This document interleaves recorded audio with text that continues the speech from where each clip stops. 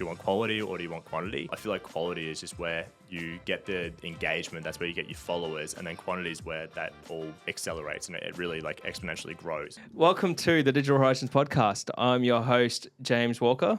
And I'm Brian. So today we are joined with Brent Neal. Brent, welcome to the show. Thank you. So Brent has come on a bit of a journey over the past 4 months on building his own personal brand, and we're so impressed with the, traction he's had with it that we thought it'd be definitely worthwhile for him to jump on the show and give our listeners a little bit of advice or even just a bit of overview of what he's done to sort of see some pretty fast success, I guess, in any term of building brand from any of the metrics. So to give you a bit of an overview here, so just over the last 4 months when Brent started, he's gained 6,000 followers, and this is on LinkedIn. So this is focusing on LinkedIn channel here.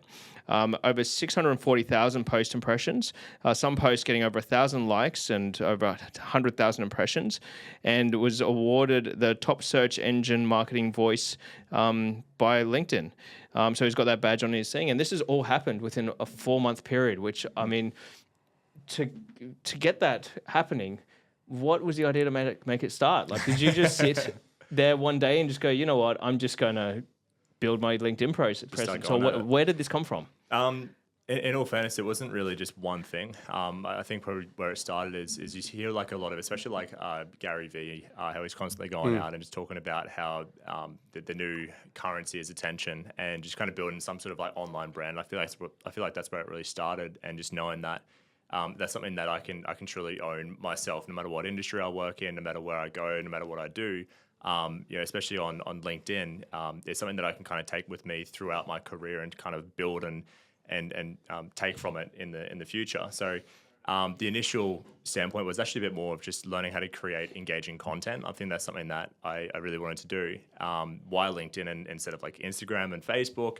I feel like it just comes down to me as a person. Is I prefer to work with businesses. I prefer, if I would have a conversation at a party, I'd rather talk about a specific topic rather than just talking about every other like Kardashian sort of topic. So to me, I just naturally was drawn more towards that educational style LinkedIn posting, something that I can sort of use to benefit me in the long run and my clients and my career and what I'm doing. So it just seemed like the right platform. So it was an opportunity to not just learn a bit more myself, but also teach a whole lot of other people that are following me and trying to learn as well, and kind of build that little bit of community. That's awesome. It's a great success story so far, and I'm sure it's going to start to sort of exponentially grow as well. That's right.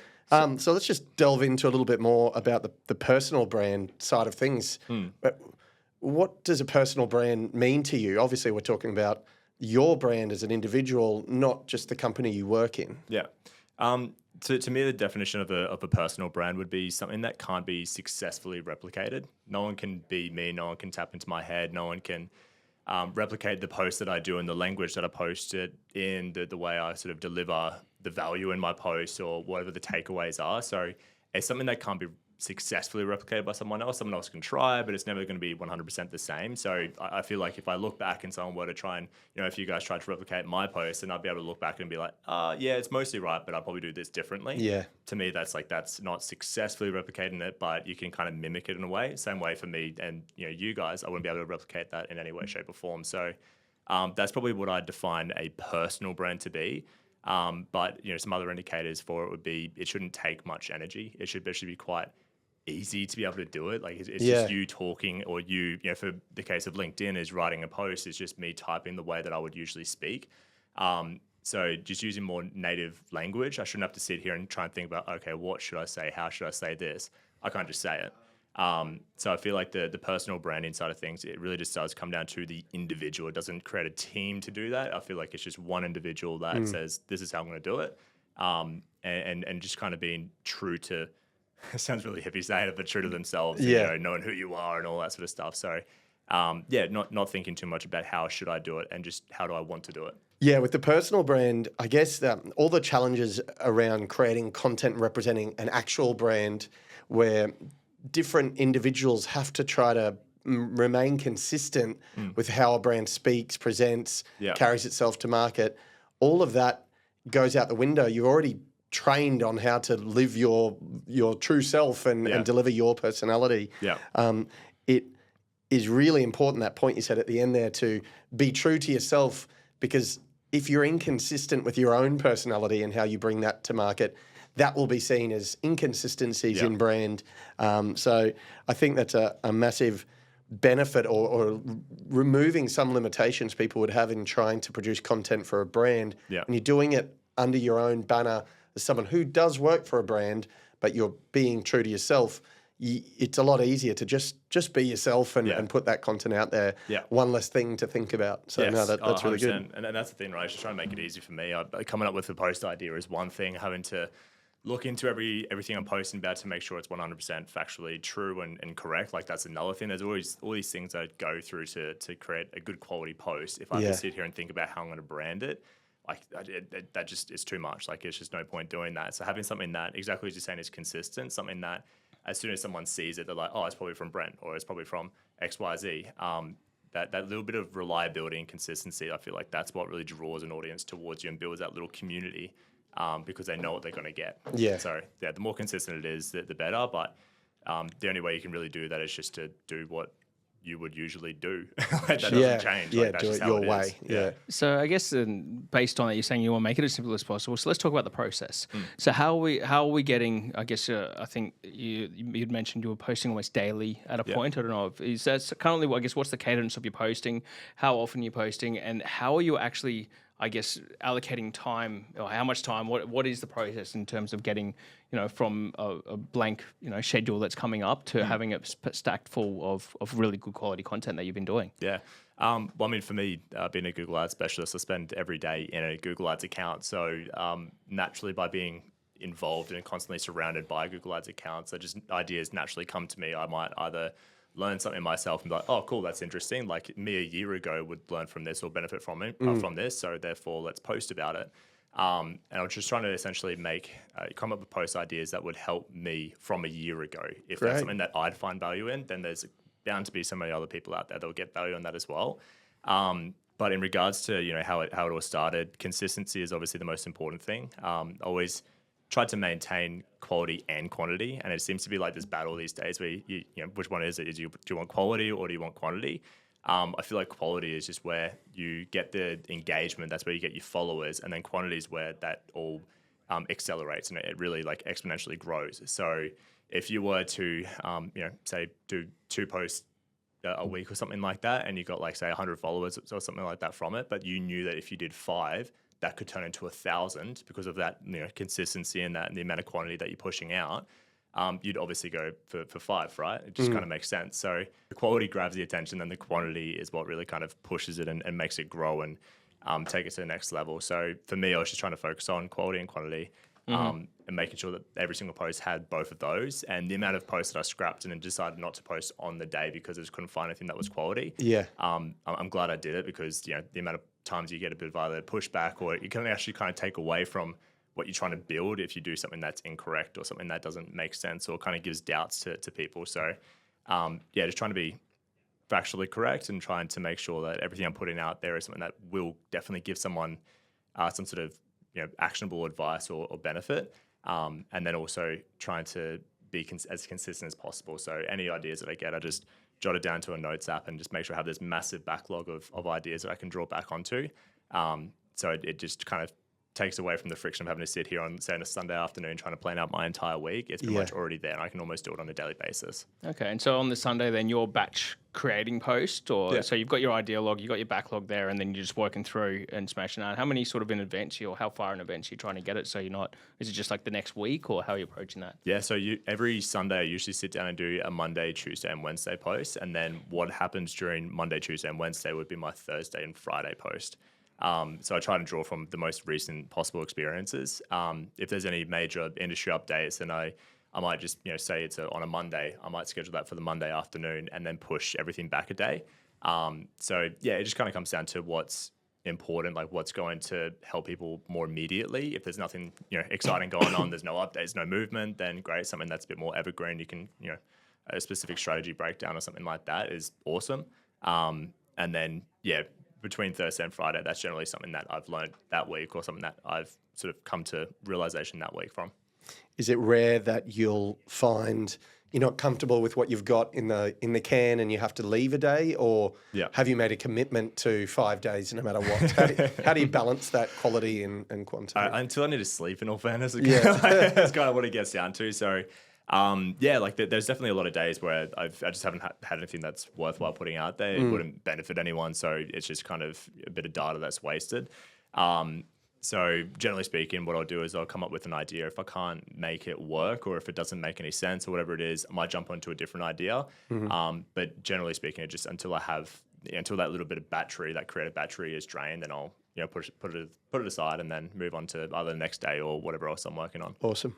So what's been your favorite piece of content that you've done? So, I mean, there's probably different posts where you've spent maybe less time or more time. And I think there's been some we've had a chat about, and you've spent a lot of time really creating and really creating something unique and different that is people probably haven't seen on the platform, which then I imagine has better engagement. So in terms of content style that you've been doing, what have you been finding is probably like, you've learned probably not going to waste my time doing these kind of posts, or versus, if I do X piece, this is like really lifts up my engagement, lifts up my reach, and I get a lot of followers from. It's a good question. So, generally speaking, the more value I can give away, the better. So, and this is the thing with like short text form, posts. It's very hard to give out a lot of information, and sometimes some information just requires a lot of context too. So you can't have this massive paragraph, post, because it's just not going to perform well. People are going to look at it too much. See you later.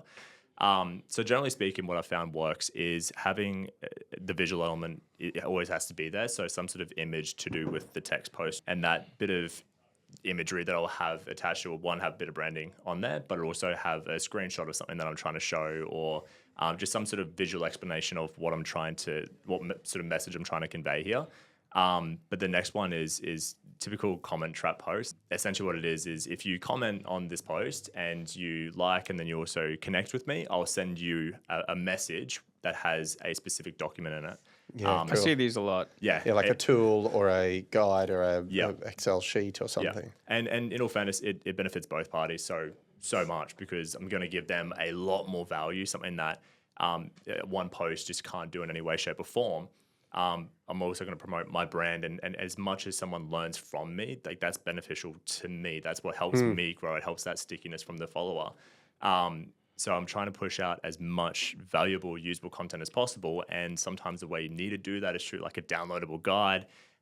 Because they're engaging so heavily with it, then LinkedIn just pretty much makes those posts viral. Like one of my posts got over 110,000 impressions, which for LinkedIn engagement is definitely pretty good, especially at 5,000 followers then. Did exceptionally well with some major sort of people in the space sort of commenting and trying to get their copy as well. So that's awesome. That's like one small change. You could have just had a link to the download in the post, but just requesting that people reach out and start that engagement, that comment, that tricks the algorithm. It gives you that extra boost, and people are still getting access to the content. You also get a view of how interested people are in the content. You get that sort of connection with them, and maybe some new clients along the way. Yeah. Maybe it's going to some competitor agencies, who knows? But no, that's awesome. Yeah. So talked about the download one. So what's a piece of content that you found just that people probably are doing that you just have found, look, this just doesn't work and you should be wasting your time? Yeah. And this is a funny thing. Sometimes it's just hit or miss. Like some posts that I put so much, blood, sweat and tears into, I'm like, this is going to be the best thing ever. And this is also just the nature of learning. Sometimes I'll post something and then I didn't realize because I just wasn't experienced enough, or I haven't come across it, whatever it is. But there could already be an alternative to what I'm posting about out there, and that is commonly used. So that post will just die, and that's like the learning curve that I get through posting. But generally speaking, no, you never know which one does well. There's always little things that you need to do. So for LinkedIn, the more time on my post, and if people hit that little read more to be able to read the entire post, LinkedIn 100% looks at that and uses that as like an engagement metric to push it out to more people. Like, is this something that people are actually finding interactive?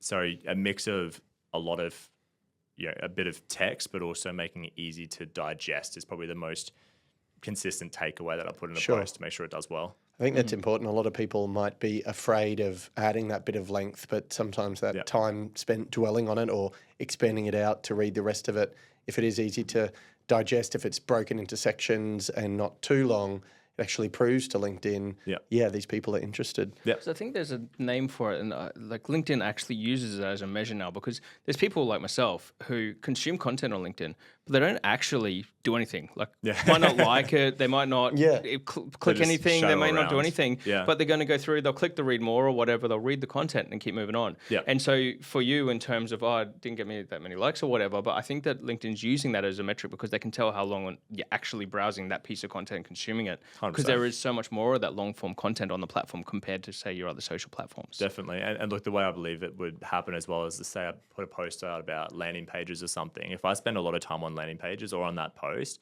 LinkedIn's probably going to push some more posts about landing pages to me from someone else. If I spend less time on that, then LinkedIn knows, oh, it was that post that did well.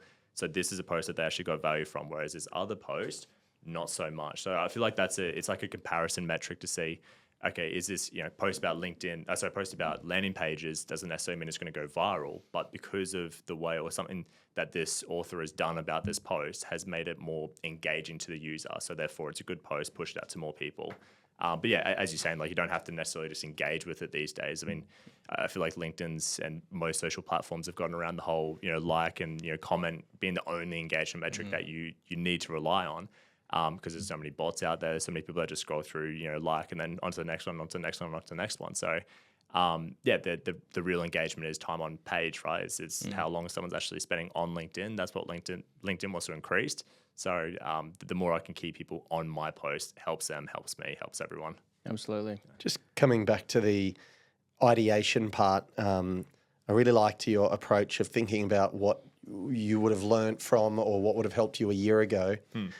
Put yourself in another business's shoes or another specialist's shoes who may not be learning new and iterative ways to do their job year in, year out, but they still need to find what their customers or the people they want to engage with, what they're looking for and what problems they have to form relevant content around. What other approaches do you use to figure out what questions need answers? Yeah. I feel like this comes down to just any sort of general engagement that you have. I mean, I can speak on a B2B perspective, being, the platform that I'm growing on, is any sort of clients that I speak to, and they obviously don't know about X, Y, Z. So they may not know about profit margins or something like that as an e-com business owner. Like that's obviously a pretty important topic to know as an e-com business owner, or even really any business owner at that point. So I'll maybe create a post that's a bit more informative, like, cool, this is what a profit margin is. This is how you calculate it. These are some tools or things that you can use to help you get there or whatever it might be. So general just interactions with your clients or with your target market is always going to be the easiest way to find out what do they not know, what do they know.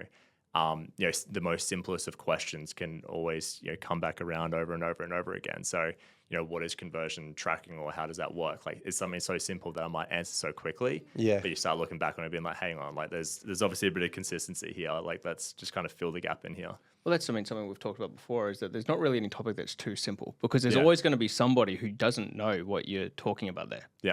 And if there are people going to be at different varying levels in terms of their experience who are following you, and I guess if you're looking to, build a reputation as an expert within the industry, you really need to cater to people that are just starting out to people who are much more advanced as well. 100%. And I always find as well is my job, and it's kind of like I think it was like a mentor a while ago told me, is the one way you can tell if someone knows what they're talking about is they can explain the most complex topic to you in the most simple and easy way to understand. So if I know absolutely nothing about, say, fashion, and a fashion expert comes to me and says, oh, it's this, in a way that I can understand it using like real world analogies or something like that, I know that this person actually knows what they're talking about because they can explain it in a way that they have to have deep understanding for.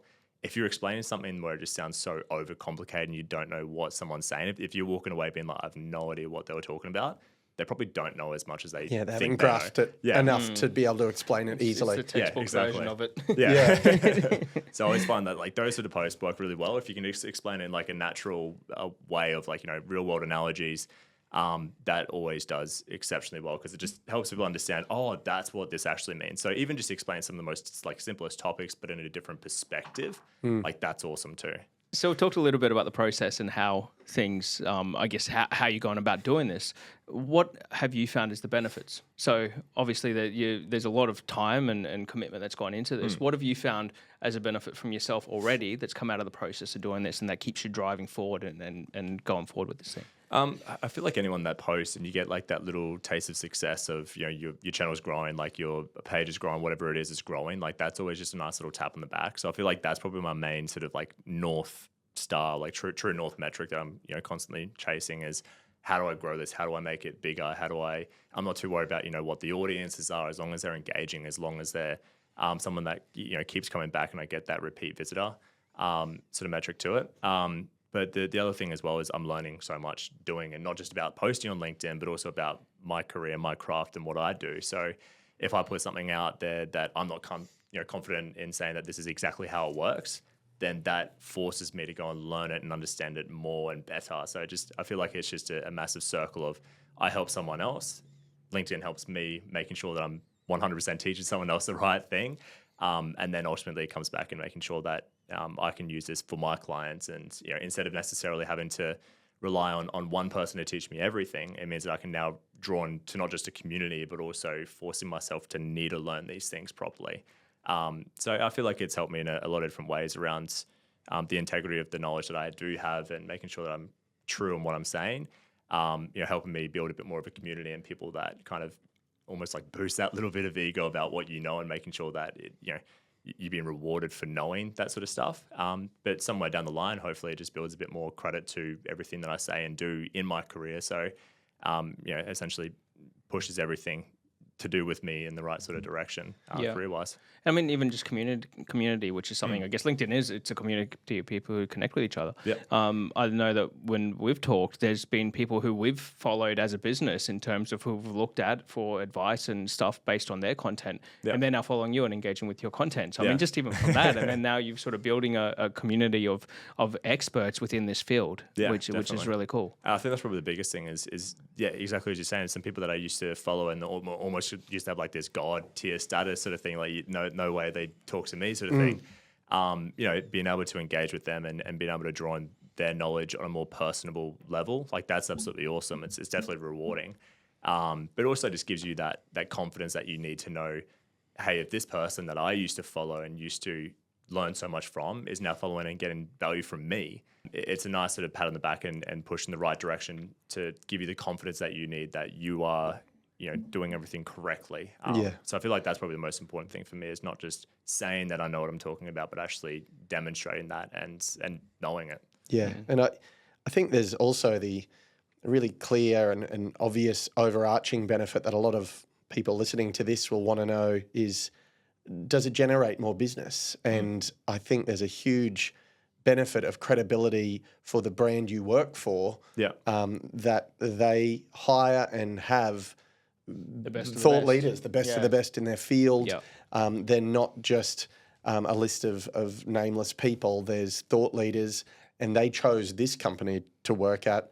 And if you want to have your search campaigns run by someone, why not a thought leader in the field? 100%. So it's that added effect for the company that you're working for at the time, 100%. that you bring this quality and this brand and this credibility with you along to that business. And That's something that feeds into that. we've talked about, and I think it was even today we were talking about, like if we're talking to a client that we're pitching for, it'd be like, hey, this is the team that's going to be working on your account, and this is their social profiles, this is how much they know their shit. And I mean, it goes so far in terms of the brand reputation for that. I think in advertising and digital marketing especially, it's hard to create a meaningful resume in dot points. You know, I've done the Google certifications or I've worked on these campaigns. This much media budget has been under my control. It doesn't mean as much to the real visible engagement in public in these platforms and channels 100%. As building your own personal brand. I feel like that's probably the biggest thing is some of the biggest brands we work with, they generally speaking, they know what they're talking about. They don't look at Google Ads being like, oh, what's that? Like we built $1 million business and we don't know what Google Ads, like everyone knows what it is, because to get to that level, you have to have not just understood it, but you have to see what success looks like with that. So whether that's been working with someone that's given you that success, you know that success yourself, Long story short, you need to know how to sniff bullshit. So when you're having a conversation with someone and someone's trying to sell them, hey, we're the best for Google Ads, there's not much you can really say or do in just one meeting to really show that you actually know what you're talking about. You can say you're the best, and you can say, oh, we work with these clients and all that sort of stuff. Like, that's always there to give you the right sort of measures. But the businesses that at least I want to work with, they're going to be someone that cares about, does this person actually know what they're talking about? How can they demonstrate that to me? You don't just get, thousands of followers through LinkedIn overnight. Like, it doesn't just happen like that. So to show that consistent bit of like knowledge and value over the course of time, that I feel like that is its own resume. Like, you can't just fake that. Like, that has to happen one way, which would be pretty much organically through people actually wanting to follow and follow your posts and what you're doing.